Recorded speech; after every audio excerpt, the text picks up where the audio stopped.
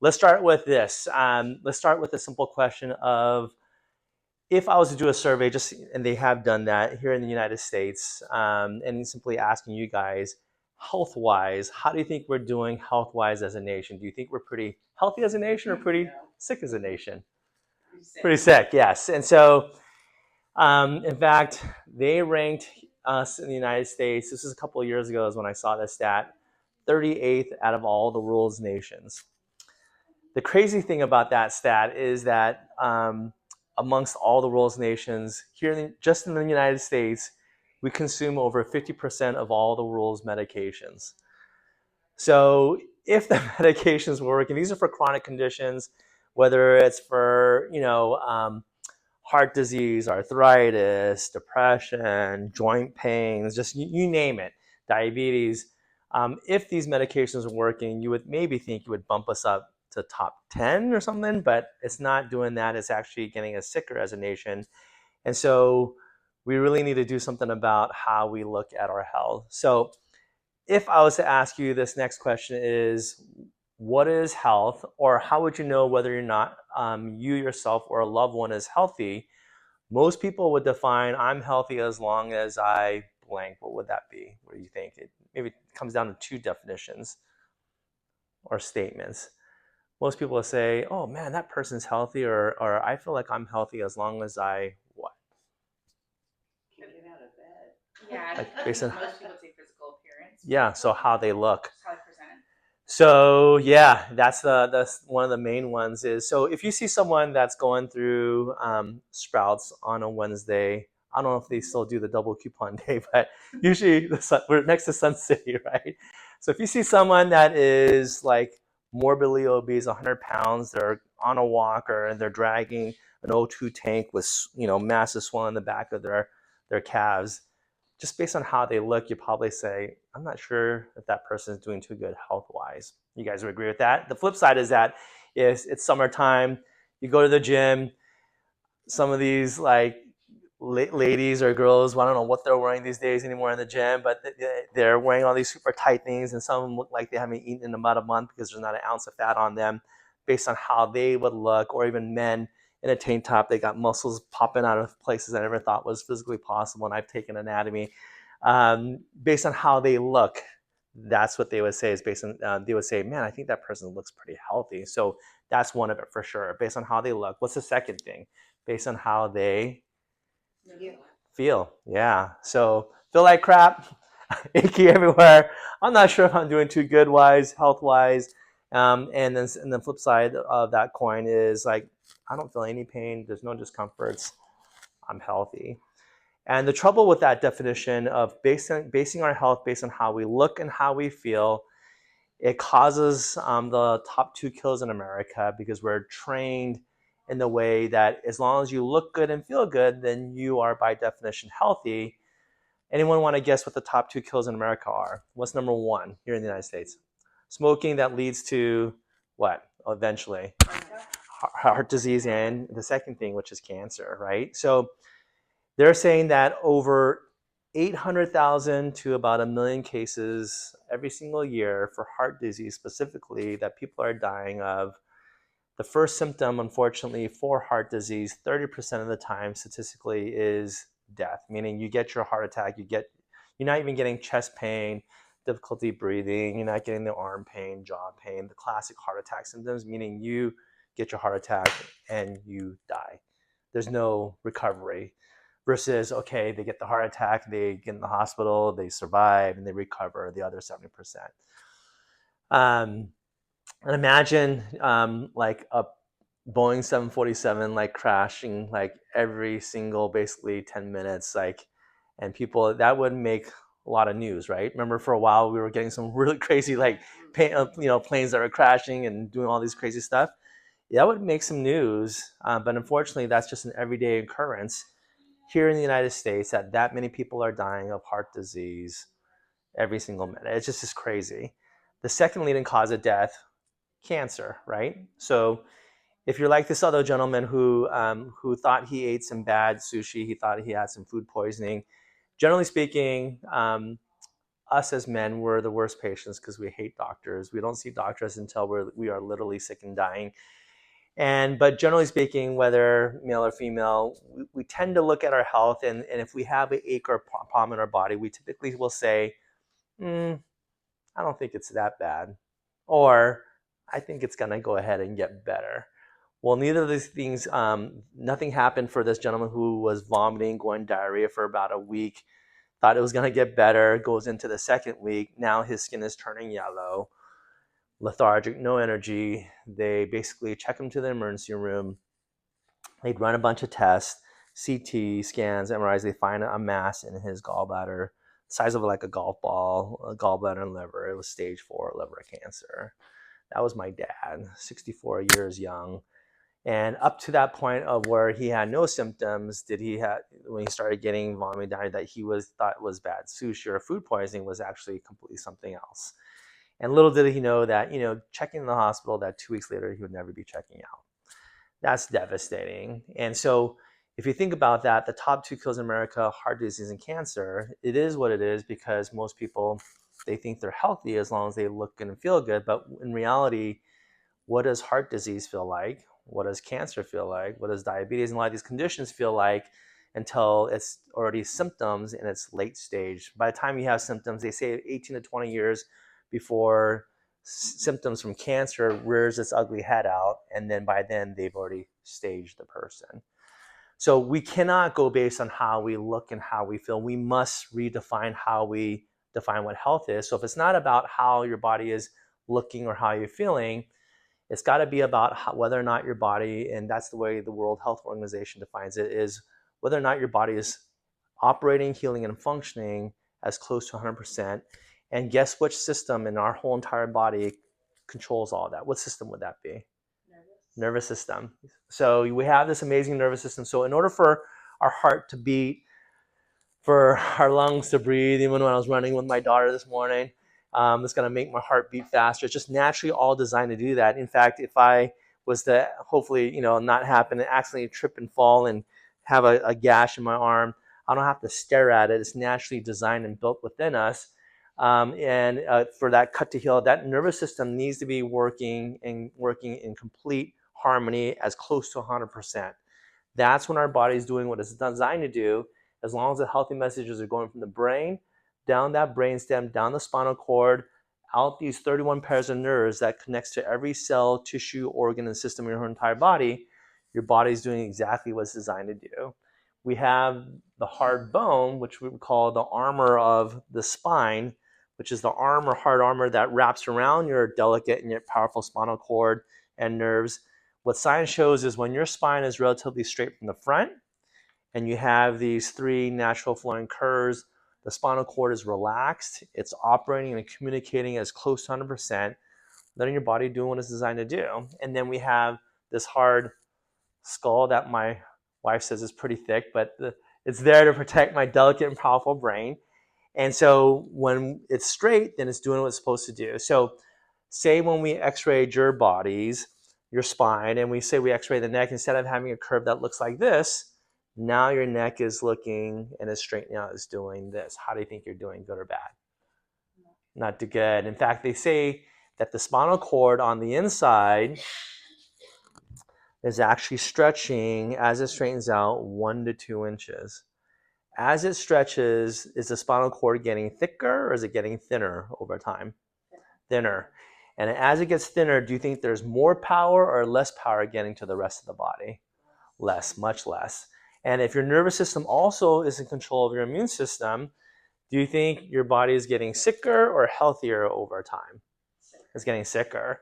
And so if your neck is like this, or even worse, I have patients who have a reverse curve that's going the opposite direction.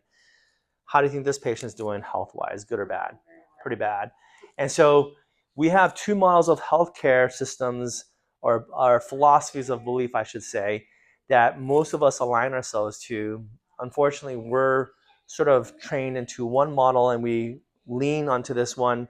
We call it a mechanistic model to an extreme, and it caused a lot of disastrous effects because they believe that you don't have to do anything for your body or health until you're literally broken down. At the end of that, when your body's breaking down, their solution is to give you something in your hands that usually comes in the form of prescriptions, right? So we call it this mechanistic model. This mechanistic model believes that you and I are nothing but a bunch of random machine-like parts put together. Whether we get sick or healthy, whether we get cancer or heart disease, they think it's just family history or a matter of chance. They don't think that we have any control over that. And so imagine they think of us sort of like a car, right? Machine-like parts. If our car breaks down, we tow it into our driveway. As it sits in our driveway, is there any expectation that somehow miraculously it's going to fix itself? No, it stays in the same condition, potentially getting worse. So in the same way, if we visit a doctor who believes in this mechanistic model that doesn't believe it can fix itself, naturally 95% up to 100% of the time you'll walk away from that office with something in your hands. What does that usually come in form of? Prescriptions, right? So since they don't acknowledge you can heal from the outside, from the inside, they need to give you something from the outside to try to fix what's going on the inside. Does that ever fix anything? No, it's a pure Band-Aid, right? And so I'm not here to bash this model, because where these models they shine is in the area of crisis or emergency. So if our body's already breaking down and shutting down, heart disease, cancer, then this is where these guys shine. This is what you want to go. Or God forbid someone gets involved in a bad car collision, and we see a lot of patients from car crashes and car collisions. But if they have a bone sticking out, don't come and see me for an adjustment. Go and see these mechanistic doctors. This is where they're going to go ahead and get things fixed up. And then after that, we can work on everything else. Where we operate out of is what we call the vitalistic model. That model believes that you and I are designed with the power built within us that does allow us to heal, operate, and function. And it comes in this amazing form of this nervous system. We call it the miracle of birth for those of us that are parents, because we have a cell that comes from mom, we have the egg and the cell that comes from dad, the sperm, that come together, that split into 2, 4, 8, 16, that eventually 9 months later we have over 9 trillion cells, all these 9 different organ systems, all communicating, working in perfect harmony. And the first organ that is created is this amazing brain, to the brainstem, and then it branches out and connects to everything. And so as long as your body's operating and communicating without anything to interfere with that process, then your body's doing what it's designed to do, which is heal, operate, and function. But when you have a spine that, if you've been into falls, car collisions, repetitive stresses, people especially these days, even kids that are having what we call text neck, or they're gamers, and they're having things that we as adults are getting, but later in age. So if we x-ray your neck and it looks like this, and you visit a mechanistic doctor and you're complaining of neck pain, headaches, upper back pain, shoulder pains, and if they see a bunch of spasms. So if you get a bunch of spasms, they'll naturally give you a muscle what? Relaxer, right? And you must be in some pain, so we're going to give you a pain killer, right? And then there's some inflammation, so naturally we need to give you anti what? Inflammatory. So we're all trained in this Mexican model. Is there any drug, any painkiller, muscle relaxer that you know that is going to go down your stomach, goes up, and then goes back to a door hatch that someone's going to get to the neck and then make it do this? No. So there's no drug or pill that's going to go ahead and move that neck, what's causing those issues, to correct it.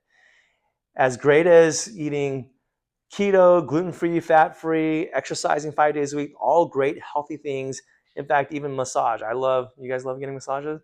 I love getting massages. So even as great as massage is, that structurally will not get this to over here. It'll help with the muscles, but it's not going to structurally get there here. So what we need to do is do something else. And that's why what we focus on in our office is not only chiropractic, but corrective care, trying to get this to restore to its normal postures and structures to allow that to heal, operate, and function. And so when we took x-rays of your spine, we were looking to see what the alignment and structures look like. We want to know how much damage, if any, that's going on, and what phase you're in. And so if you look here, there's only 3 phases here, but there is a such thing as a phase 4. We don't see too many phase 4s in my office. Number one, what do you think the obvious reasons we don't see too many phase 4s? What do you think most phase 4s hang out or live at? Nursing homes, right? Because they're already broken down and shutting down, right? Or unfortunately, they're already gone. And so what we know and what science shows, that any nerve that gets disconnected from the brain dies. For example, if someone was an incompetent cardiothoracic surgeon, and they accidentally sip the nerve to the heart keeps beating or does it stop? It stops. It's disconnected, right?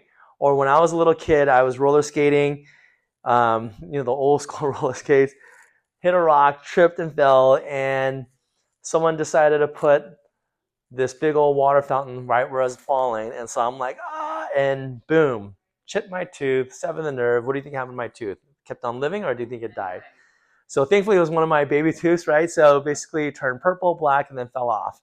So any nerve that gets disconnected from the brain dies. You guys remember Superman Christopher Reeve? So he was horseback riding, fell off the horse, severed the spinal cord, and basically was paralyzed from here. So just to show you that the spinal cord and the nervous system and how it communicates is so important that if it's disconnected, everything below doesn't function. So in the same way, if we see someone sitting in the nursing home, we'll call her Mrs. Smith, sitting in a nursing home in a wheelchair. She's 65 years young. If I were to sit knee to knee with Mrs. Smith and say, hey, Mrs. Smith, how did you end up here? What's going on? Do you think the likely story she's going to say is like, oh, yeah, just 2 days ago, I just woke up and here I am. I lost all function of my legs and I'm sitting in this wheelchair. Do you think that's likely? No. What she's going to tell me is that when she was in her 20s and 30s, she was an avid marathon runner with some occasional lower back pain. She goes sees Dr. Johnson. Dr. Johnson says, lower back pain, don't worry about it. Here, take a couple of these. Should she have worried about it? Absolutely, because she goes from an avid marathon runner with some occasional lower back pain. Now in her 40s and 50s, she started getting some buttock and some leg pain, right? And then she goes from a cane to a walker, and now she's sitting in a wheelchair. If I x-ray her lower back, do you think I'm going to find nice, full, healthy discs, holes where the nerves come out from the side, nice, big, and open, or completely crushed, bone on bone? Which one do you think I'm going to find? Completely crushed, bone on bone. And we know that any nerve that gets disconnected from the brain does what? Dies, right?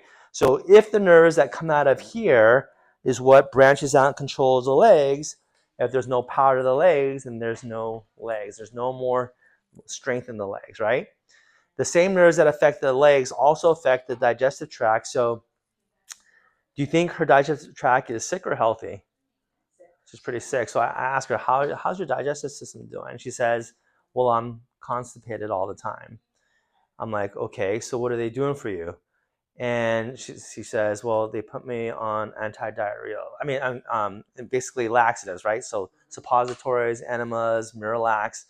And I'm saying, okay, so how is that working? And almost like embarrassing, she's like, sometimes too well. Now they put me on anti-diarrheals. You guys see the silence of they're just tracing basically and chasing symptoms.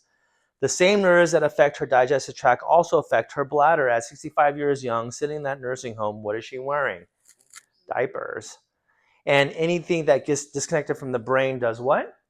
Dies. And there's no communication. So no matter how tired we might be, how much water we consume tonight, is there an expectation that any of us are going to go ahead and wet our bed tonight?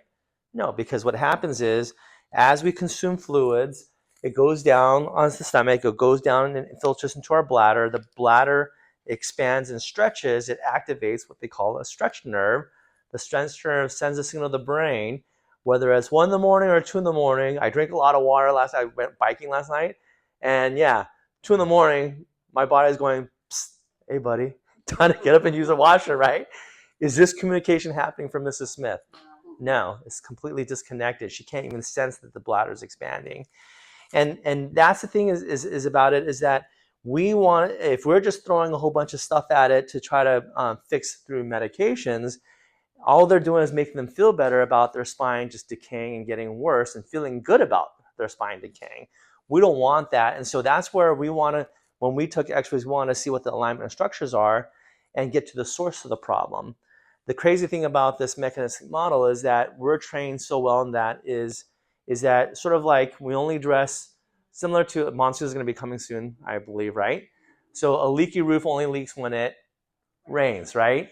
Imagine if I was the chiropractor that you came in with your symptoms, which would be the puddle that I see.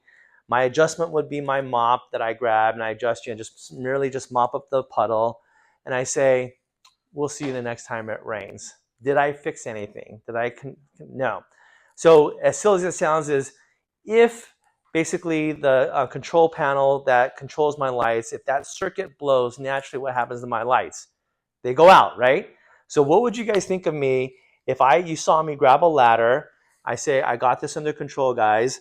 I start climb up the ladder, and in my other hand, you start seeing me. I'm just simply just switching out the light bulbs. What did you guys think of me? Like I blew a fuse myself. Like I'm not the sharpest tool in the shed. I might have a doctor after my last name, but something's wrong with this dude, right?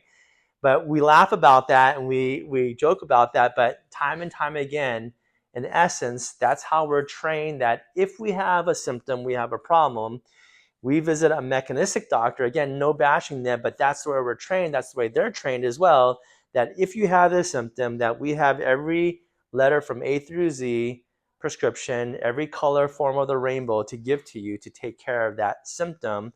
And all they're really doing is changing out basically light bulbs without getting to the source. So we need to do something very different. And that's why when we take a look at the x-rays, science shows that the health of the spine is directly related to the health of your nervous system, meaning as the spine goes, the nervous system goes with it because that's what houses it. It starts to choke it off, decrease the power, preventing your body from healing, operate, and function. So what does this actual corrective care look like? None of these x-rays these are my old film back in the day. I had to go in a dark room and process these chemicals. So here's a side view of this patient's neck. The red curve represents normal, just like you see here. And you see this guy's neck being, so you see his neck from the side. There's curve or no curve? No curve. In fact, what is his neck doing? It's going way forward. And at the time when I took this, he was 52 years old, okay? So when Mark came in, he was complaining of constant neck pain, migraine headaches, pain that was going down his arm. And when we're in pain, are we a cheerful bunch when we're in pain? No. Does our patience level go up or does it go way down? And so do you think he's coming home saying, wonderful day at work, hon. I got dinner tonight. I got the kids. I'm going to put the kids down. You sit down. I got this. Do you think that's happening for him? No. He's coming home. I mean, like leaving work early, hand on his head. He's saying, life sucks, work sucks, my head is killing me, my neck is killing me. Hopefully dinner's ready. Sit and click and totally checked out. And imagine if all he did was take care of his neck pain and his neck still looks like this and the symptoms went away, but I'd be doing nothing different than maybe what some of these medications are doing. It's just to put a Band-Aid over it, right? We put him through some corrective care.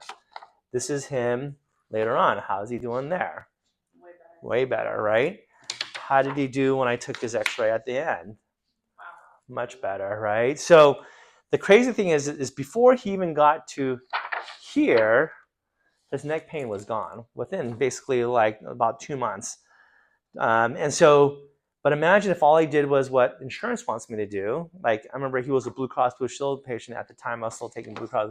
They say as soon as the guy's done, a patient is out of symptoms, then move them on their merry way. So the mopping up the symptom type of care, right? Band-aiding the person and not really getting to the root cause of the issue.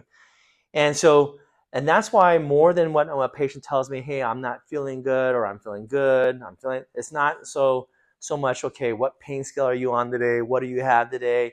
Yeah, we want to hear that so we can document that, but ultimately I care more about how your body is healing, not necessarily feeling. Does that make sense?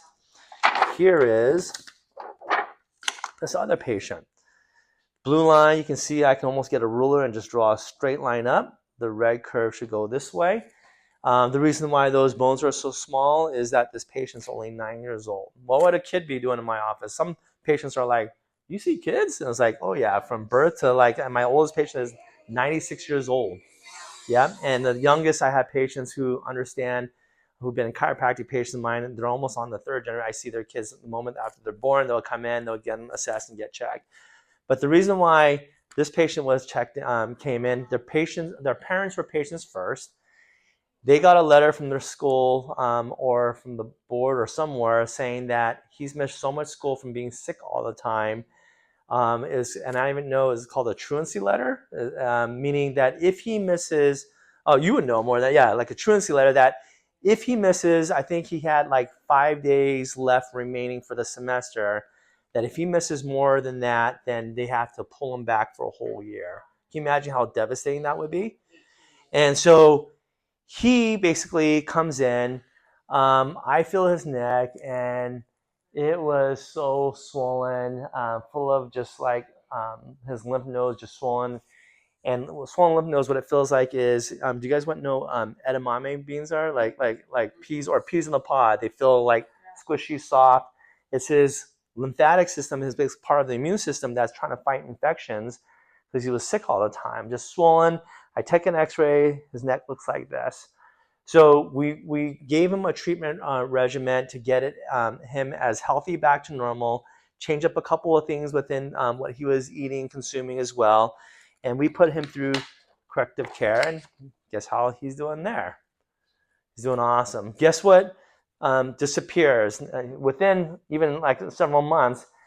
No more swollen lymph nodes. The difference between this picture and this picture is that when we took it, this is when he first started. He started doing better, wasn't missing school, and he basically went from missing so much school here to close to perfect attendance there. Did I do anything special? No. The only thing that we were looking for is anything that was interfering with how the healthy messages were communicating through his spine and nervous system, getting his spine to move so his body can do what it's designed to do, which is to heal, operate, and function. And that's where we saw their family for years until they moved on and moved, but to allow their body to heal, operate, and function the way it's supposed to. And then we have this patient. Which way is that curve going? The blue line is going the wrong way. Red is normal. What phase would you think this person resembles? Probably closer to this, right? Yeah. For us three. So when Anne came in, she was a patient. Let me a backstory. Before she showed up, she just was seeing her hairdresser, saying, "This is my last haircut for a while. I'm getting my neck fused. I'm getting neck surgery." And so her hairdresser was a patient of mine that was saved from surgery. She was like if she's one of those patients, like I didn't even have to ask. She would have been someone that got on a board and said, "Hey, come and see this guy over here," because her life was traumatically,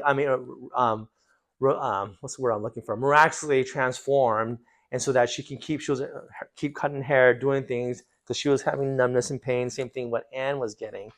So Anne comes in to see her. She says, "Hey, Leslie, I've already washed my hair. I had to use it because anytime I look up, the zapping gets worse, weakness gets bad, pain, and couldn't move her neck, and I'm having neck surgery." So Leslie says, "Time out. Have you seen a chiropractor before?" And she's like, "A cow? What? What is that?" And she says, "No, I'm scheduled to get surgery in 2 weeks." She's like, "No, you need to go see Dr. Kim. Go get checked out." I don't know what Leslie told her, because by the time she comes in to see me, she's like, "Leslie told me so many great things about you. She said you basically going to save me from surgery." And I'm like, "I haven't even seen you. I don't know what your health history looks like. I haven't seen your x-rays." I take this x-ray. I'm like, "Yee." Phase 3, immediately I was like, okay, I can understand why you're having this neck pain. I'm having arm pain, weakness, grip strength loss. And I asked her, is there any way that we can go at least call your neurosurgeon, have him postpone your surgery? You can always get the surgery, I'm not saying, but postpone it for about 4 to 6 months. And they agreed. We got her some care. It took just a month just to start getting that neck to start moving. I mean, so much limited range of motion, couldn't even tilt, couldn't even move due to so much pain. And we take this x-ray about 6 months later. Not perfect, but imagine the curve going this way, we're stretching, and then just to straighten that much out, that much pressure off that spinal cord, off the nerves, guess what disappears? All the arm pain, numbness and tingling, weakness, and obviously, long story short, no surgery. But the crazy thing about it is that no one in that process, from her primary to referring to the physical therapist, to the pain specialist, to the neurosurgeon, nobody mentioned anything about chiropractic until she saw her hairdresser. Imagine if she didn't see her hairdresser, 2 weeks later, she would have had a bunch of bolts and brackets throughout her whole spine, and then her neck moving like RoboCop. That's where it's pretty crazy, is that our goal is to not just to see the symptoms. Yes, we understand patients are coming for that, but we want to get to the root cause and correct that. And that's why when we make recommendations for corrective care, it paints a picture of what's possible, because I want you to see that. And by seeing what's possible, when we give you those exercises and then eventually some of that corrective care exercise in the dental traction, you guys get a better understanding. And what we've seen, we call it the Better Results Faster Workshop, because patients do get better faster because they understand the concepts, versus patients who haven't been to this. They're like, hey, why am I not getting better? Well, have you been doing your stretches exercise? No. Why is that important? I was like, yeah, you got to come to the workshop to understand and see for yourself. And that compliance goes up, results gets better faster, and then they stay better longer. And that's all we want for you.